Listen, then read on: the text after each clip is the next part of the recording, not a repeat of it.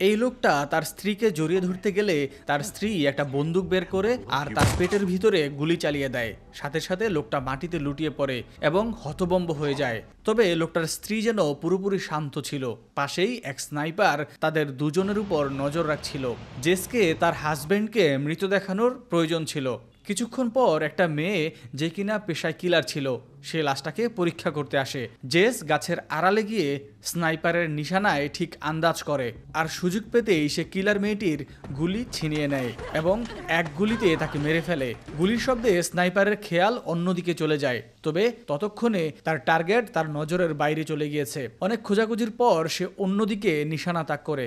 যে লোকটার গুলি লেগেছিল সে যন্ত্রণার কারণে তার জ্ঞান ফিরে পায়। লোকটার তখন তার স্ত্রীর কথা মনে পড়ে। কিছুক্ষণ আগে তার স্ত্রী তাকে বলেছিল সে তাকে এমন জায়গায় গুলি করবে যেটাতে তার প্রাণ যাবে না, আর তাকে মৃত হবার নাটক করতে হবে।